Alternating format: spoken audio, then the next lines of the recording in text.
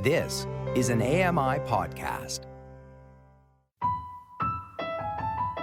'Tis now the summer of your youth. Time has not cropped the roses from your cheek, though sorrow long has washed them. This is AMI Audiobook Review, where we chat all things audiobooks on your weekly podcast. And the quote that we're starting off to, and I know that I've said to celebrate July in the past, but let's just say to embrace July. This one was by Edward Moore, and something about the reminiscence of July from a long, long time ago. You know, the word youth makes me think of my teenage years, but even younger than that as children. And it is very reminiscent of kind of losing your summers, losing this feeling of what summer was a long time ago and isn't anymore. So, Nisreen, I'll bring you in because I'm so curious about this. So, this quote is, as we kind of said off air, deep. It's very deep, okay? But the thing that makes me feel nostalgic in a sad way when I hear this quote is that once upon a time, summer was just running around. It was vacation. It was, picking up leaves and sticks in your backyard and making what you will of them and just being children, right? Just totally my mom running after us for being bare feet and getting out when we weren't supposed to, and absolutely careless, just careless summers. And now it's no longer like that. Of course, most of us still look forward to the summer, forward to the good weather and whatever else vacations we might be taking. But it's never as it used to be when we were younger. That's my take of this. Yeah. How about you? Yeah, I mean, I don't see any kids roaming around the streets anymore. I miss that. I mean, when we were kids, we used to get begged to come inside. We used to chase ice cream trucks around. Yeah, we would stay from like morning to the evening, and even in the evening, like my parents would like tell us to come inside. Enough is enough. No, you don't see any kids doing that these days. Mm-hmm. Absolutely. And those young, wild, and free days, it's really all contextual and relative because when I think of summer, I think back to those days.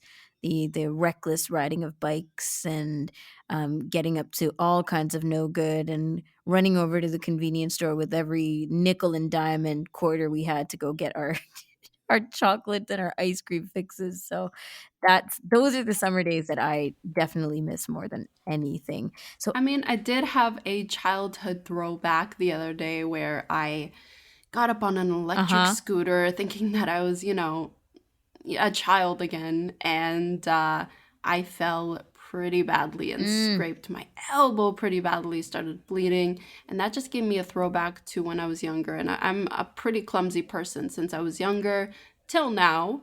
I fell a lot. So yeah, it did give me childhood memories of that moment. But it hurts more when you're an adult, Niz. It does, doesn't it? It hurts more, yeah. And our ego is much more wounded. That's also a thing. I was pretty embarrassed. That's true.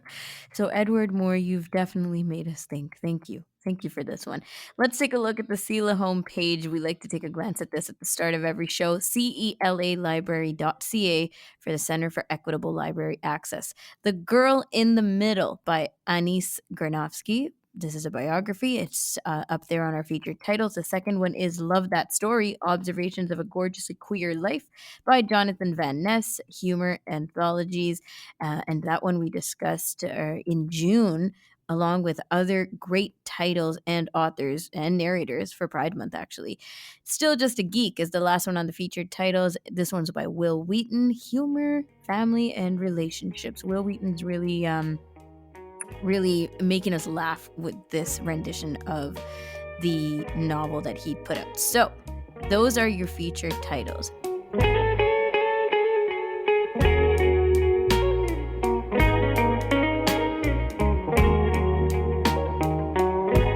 I'm Ramia Amuddin, your host, here with Nisreen Abdelmajid, and we are inviting back a guest who was on the show a month year-ish ago, maybe. I'm really bad with the dates. But Sara Hillis, she was on the show, and she's back because we have this brilliant idea for a monthly segment that we're starting today, and we're calling this conversation Know Your Narrator. So Sarah, this is all you. This is your baby. I said we. I know it was pretty royal we-ish, but but it was you who thought of this idea, and I think it's awesome. So why do you think that it's great to kind of um, have this in the making for the next little while, this Know Your Narrator segment? We talk narrators all the time here on the show too, so that's a pretty big reason why. I just think that a lot of times, well, it depends on who you are, but I mean, I grew up with tons of narrators in my life as a result of reading talking books and then commercial audiobooks. And I always wondered who the heck these people were. And I thought other people might want to know too, especially some of the really well-known people in both the commercial and the volunteer library world, Mm, because some of them are parts of our childhood, some of them are kind of the soundtrack of our lives. Like, I've already had a couple requests from people to do certain ones, so it looks like people think that it's a good idea, so that's yeah. cool. I don't know. I will ashamedly add here that sometimes these people, we know them just by voice and nothing else. Sometimes it's not even by name. Like, oh, I know that person. Oh yeah, this is the guy who does all the series. I love him, but I have Yeah. no clue who it is, or seldom do we actually go and check out their background. Yeah, exactly. And some of these Yeah. people are really well respected actors. Some of them are like they're not just random people off the street, like they work really Exactly. hard, and yeah, so Exactly. And I love how you said the soundtrack of our books, our lives, our everything, because so many times if I reread a book, especially, the narrator is what absolutely makes the book, to the point where even if there's a movie with the characters, and I'm going to bring Harry Potter into that, everybody cover your ears. But Harry Potter, Jim Dale's rendition, I love it so much, and I'm so familiar with his version of the characters that when I watch the movies, I'm like, Jim does a better job. yeah, yeah. This Luna Lovegood or something. So you compare. Absolutely. And I already know the narrator does the better job. But do I know much about Jim Dale other than his life as a comedian? Not really. So it's a very good point, right? Yeah, yeah. I mean, Okay. I agree with you about the Harry Potter. I haven't read the Stephen Fry ones, and I intend to, Hmm. because there's this controversy of which is better. Yeah, there is. There's super fans for each side, so it's really hard to Yeah, argue yeah. with Matt Agnew, who says that Stephen Fry's better. But first, we won't talk Stephen Fry or Jim Dale on today's episode, or at least not more than we've already done. No. So who's our first pick for Know Your Narrator? Well, a friend of mine told me that this was an inspired choice, so it's high praise. This is Frank Muller. He is probably this same friend called him the greatest audiobook narrator of all time. Oh. So he really enjoys him. And interestingly, with Frank, he was the first narrator for recorded books, which was one of the first commercial producers of audiobooks. I don't think it was the first, but they started doing public domain books in the late 70s and 79, and Frank was their first choice, reading The Sea Wolf by Jack London, which is actually a very good story. But, Okay. so yeah, Frank Muller was born May 5th, 1951 in the Netherlands. He was the oldest of 5 children. You would not know he was from anywhere but the United States if you hear him narrate. He Accent? he immigrated with his parents when he was 5, so Mm. he basically he sounds American, whatever. And he was an actor for a long time, and he was in New York at the Riverside Shakespeare Company for several years. He played Edmund in King Lear, who's a really good villain. That would be really interesting to hear. And he had some supporting roles on 80s TV shows like Life Goes On, even All My Children, the soap opera. Wow. I don't remember that, but that would be interesting. And I'm not sure if it was the movie or the TV show of Harry and the Hendersons, but one of those ones.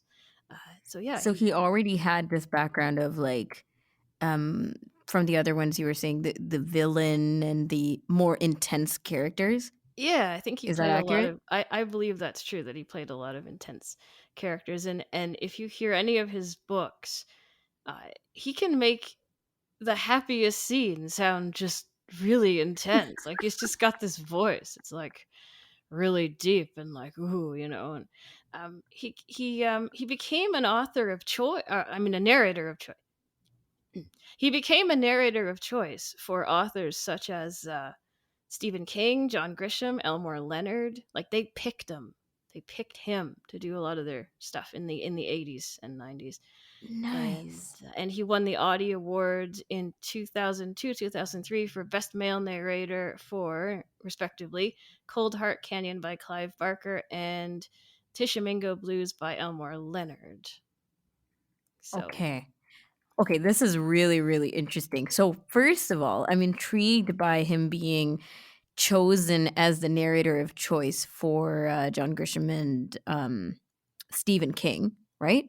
mhm. That is because, like, as we kind of go through his career and the kinds of things that he's often seen doing, especially with the acting, to have them pick him is kind of an honor, right? Because now we, like in the 80s, I can't speak to how big these authors were, but we now know like how huge their works are, especially like how vast and number of works. And to say, okay, he's going to be the one who narrates all of them is pretty awesome. Yeah, it wasn't all of them for sure, but it was Yeah. certainly several ones for certain kinds of books. I think they picked him, but I've got him narrating different seasons by Stephen King, which is a collection of novellas. It's very well done. Okay. And the first time I ever heard him narrate was Silence of the Lambs by Thomas Harris, It's right in. and it was just I couldn't stop listening. I just kept reading and listening. I mean, the book is, of course, amazing anyway, just suspenseful and amazing. But he just Jeez. did such a great job of Hannibal Lecter and everything, right? Like, it was so good. And it fits right in, like, into the kind of profile that he's already adapted, um, with the kind of tone, I guess, that he was setting for his career. But I wonder, if there were any interviews and things on his own perspective of becoming a narrator. Like, was that a thing he wanted to do? Like, we know that now it's very known that actors, actresses, celebrities, it's very popular for them to go in and read books, especially narrate their own books, et cetera, et cetera. But um, when he was the, did you say the debut narrator for recorded books? Yeah. Yeah, like, so during that time, it's kind of um, maybe an interesting turn of events. Yeah, they were looking for people to start their business, obviously. And I believe that Henry Trentman saw him in a play or something and and just thought his voice was great. And I haven't actually read anything up on his own thoughts on it, but given the prolificness with which he worked, he obviously loved doing it. And you can just tell by his reading, like he obviously just loved it. Yeah. It just seemed that way. And I mean, it's so sad because in 2001 he had this horrible motorcycle accident that he had head injuries and things. And so after that, he was very much under doctor's care and things like this.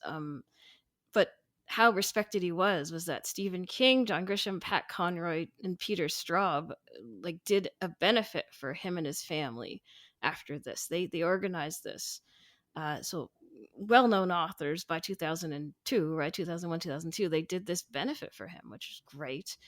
And then Stephen King, kind of because of Frank Muller, made the Wave Dancer Foundation, which is for mid-list authors and freelance workers in the public publishing industry, as well as audiobook narrators, just to support them when they, give them grants and stuff. So Yeah. it's kind of neat. And tragically, he died like far too soon. Still had lots of books left in him in 2008 because of complications due to this accident. But And I think of it in the context of, your friend who believes that he's the greatest narrator. I don't want to misquote them, That's but what he said. yeah, exactly.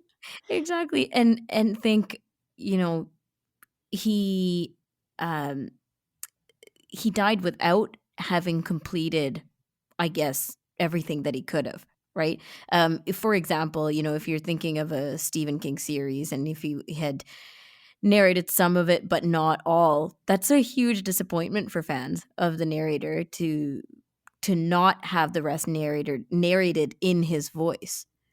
Mm-hmm. Yeah, and Yeah. I wonder about that too, because did you read any of the Stephen King versions of his narration, or like books with his narration? Just different seasons, Okay. um, which I Okay. think might have been the only one he did, but I don't know now. I haven't. I have so many Stephen Kings. I have to think about it. But Right. Yeah. And I'm curious too, like for you, how, because you said Silence of the Lambs, right? The first read. Mhm. Do you particularly enjoy how intense, now we're going to get subjective, okay? So the objective part of it is done.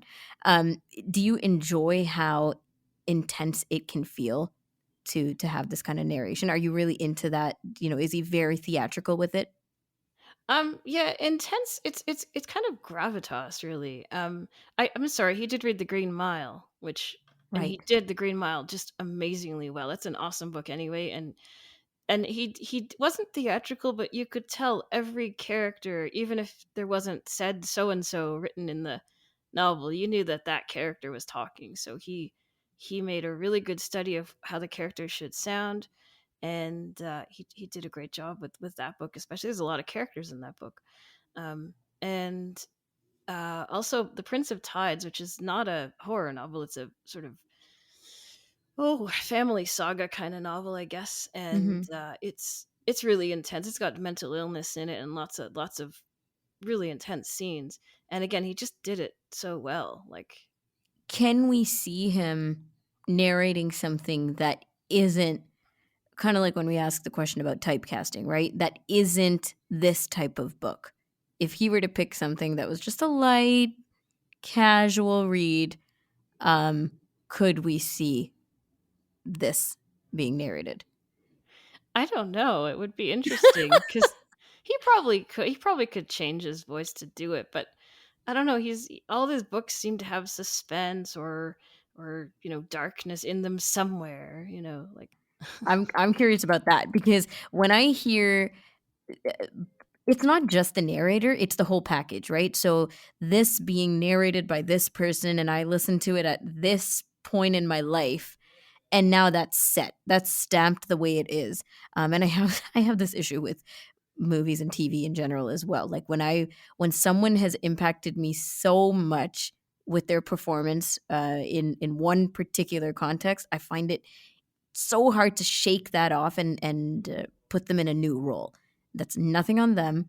And obviously, we want to be able to see these people in other roles, but especially with voice, I think it makes such a huge, um, like it just puts itself right into to my impression of them, right? Like the narration, or I guess it doesn't have to be audiobooks, but anything with voice. It's just so clearly that now I can't take it and put it into something else. And so I wonder about that. If this person is narrating, if Frank is known for narrating such, gruesome or dark or, very intense things as we've been using, um, wonder if it's hard to take him out of that. Yeah, I haven't looked, but I've never seen him narrate like a comedy novel Right. or like a really frothy like romance type thing. Um, it's again, it's always something. There's always action, or there's always something thriller like, or just something intense about his books that I've Yeah. ever heard anyway. And you said you weren't quite familiar with him on All My Children, but maybe the role in that was a little a little more light. Well, that's what I need to research it now because I used to Exa- watch that thing with my mom all the time. Oh, so maybe it was a character you didn't even notice was him. Yeah, it That might would have be been super before I funny. knew him, right? Yeah. Exactly. Oh, but this is so great. Anything else about Frank Muller that you wanted to? I mean, obviously he has fans still. These works of, you know, that he's narrated are still huge up there. Oh yeah, like my husband Mike, who we know from Kelly and Company, of course, Hmm. he he said when he got the Green Mile, and it's not just. I mean, it was Stephen King, absolutely, because it used to be it was made as a serialized novel, so every couple months would be another novel, another part of it. Six little novels made a huge one, and he did it like in the way of Dickens used to do, that kind of thing.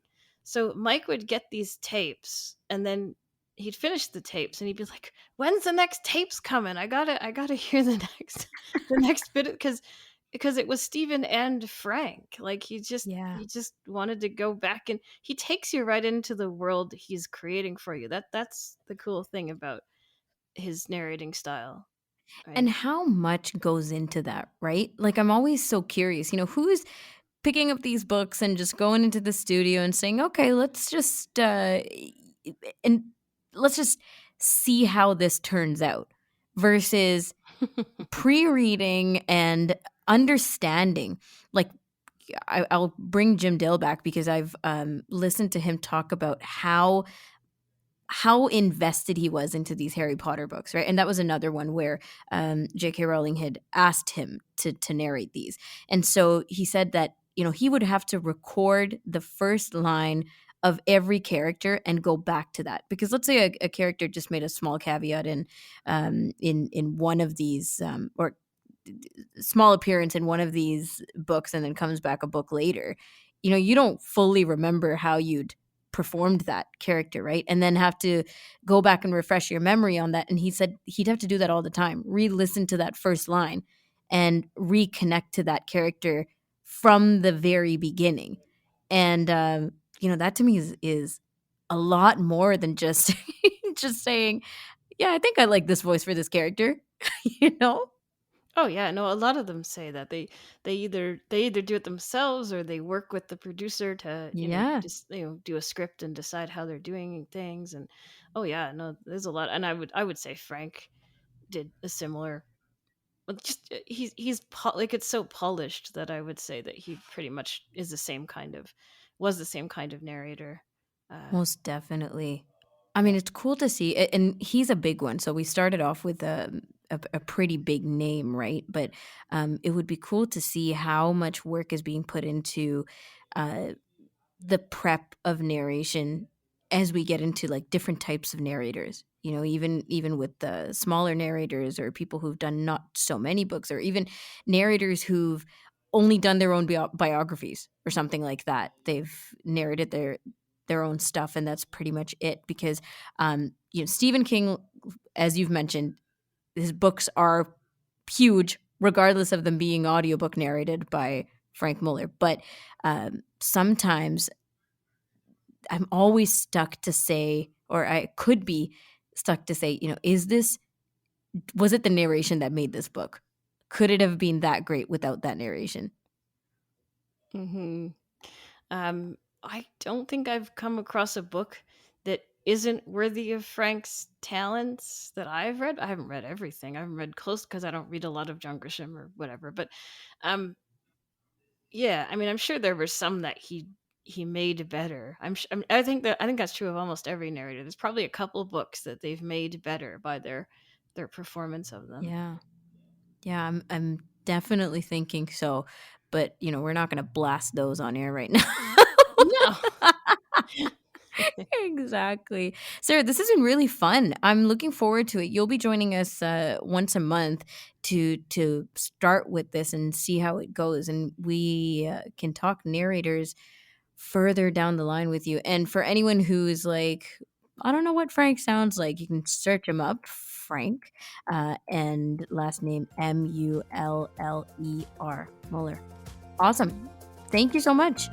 It's been fun. It has been fun. Sara Hillis is joining us on AMI Audiobook Review, where we chat all things audiobooks, and we're going to be back next week with a guest. Until then, happy audiobook listening.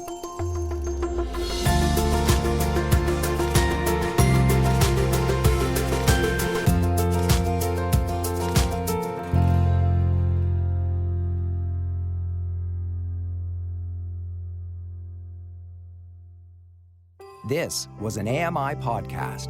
For more accessible media, visit ami.ca.